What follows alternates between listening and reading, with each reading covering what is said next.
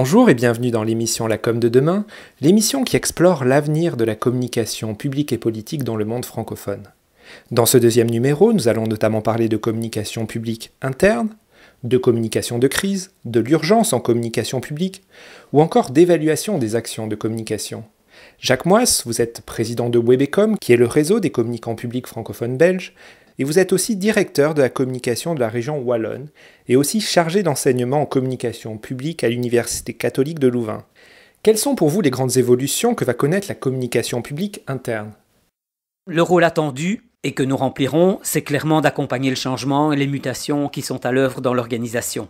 Je pense qu'en outre, la communication interne aura le devoir d'animer la communauté dans le respect des valeurs collectives et de créer cette communauté, cette vie ensemble, là où le management va lui vouloir transformer l'organisation. Et en troisième rôle, c'est évidemment l'information stable et pérenne, le pôle de référence. Donc être à la fois référent, animateur et accompagnement du changement. On ne peut pas se contenter d'être le transmetteur de la vision de l'organisation, nous devons être au cœur de la vie de l'organisation. Et le magazine interne, pensez-vous qu'il a encore de beaux jours devant lui ? Le journal papier interne est abandonné quasiment partout, essentiellement pour une raison de coût, de réduction de moyens budgétaires, mais aussi par l'usage désormais du numérique dans l'ensemble de la structure administrative, par l'ensemble des agents. Donc je pense qu'il ne renaîtra pas. Et qu'en est-il des réseaux sociaux internes ?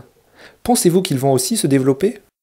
Ça va beaucoup plus se développer parce que l'aspiration que les citoyens ont à l'extérieur, les agents l'ont à l'intérieur des organisations. Donc la volonté de participer, d'avoir son mot à dire, de connaître très très bien l'état du terrain, ça doit trouver un moyen d'expression. Et le réseau social sera le moyen d'expression de cette aspiration.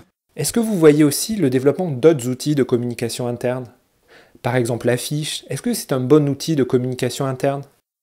Oui, l'affiche va se développer, elle peut prendre des formes diverses. On a testé et récolté beaucoup de succès sur une initiative qu'on a prise, par exemple, pour le développement durable. Il y avait une affiche qui présentait les grands enjeux, évidemment limités en termes de messages sur l'affiche, et on avait édité un tout petit carnet, très léger, qui est attaché tout simplement à l'armoire qui contient cette affiche, avec une cordelette, les accueils géraient cela, et les agents pouvaient détacher le petit carnet et l'emporter de manière à avoir cette information pérenne à proximité sur leur bureau, etc.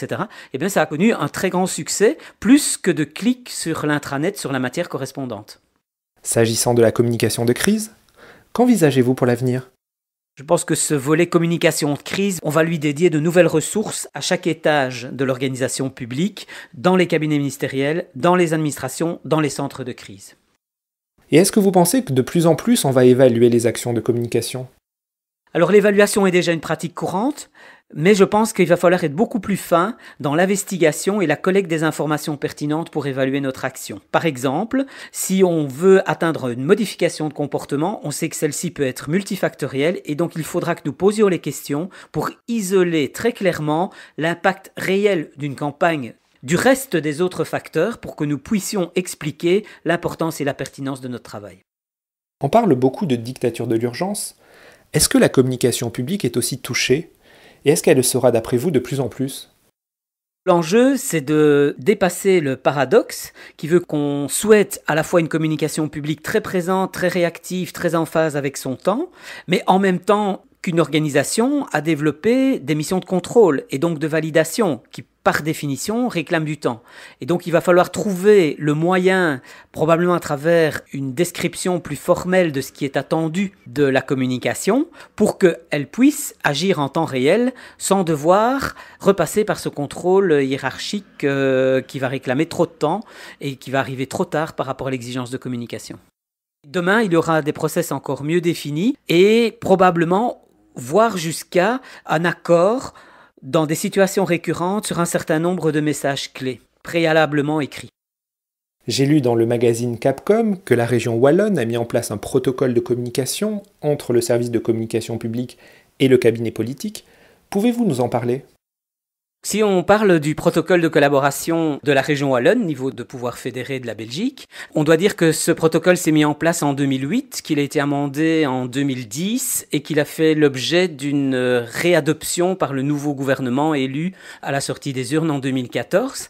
Il vise à régler les relations entre les cabinets et l'administration et comporte un grand chapitre consacré à la communication qui décrit les périmètres de chacun, les responsabilités de chacun. Par exemple, le ministre et son cabinet sont en devoir d'informer l'administration des mesures qu'ils vont annoncer à la presse, qu'ils vont annoncer au public, sous embargo, que nous respectons bien sûr par déontologie. Et inversement, si l'administration pense opportun de sortir une brochure, de se rendre sur foire et salon, eh bien, elle a le devoir d'informer le cabinet du ministre de tutelle de cette intention, voire de lui proposer une présence, une sortie lors de cet événementiel, par exemple. Et donc, dans ce protocole de communication, sont réglés très précisément les rôles de chacun.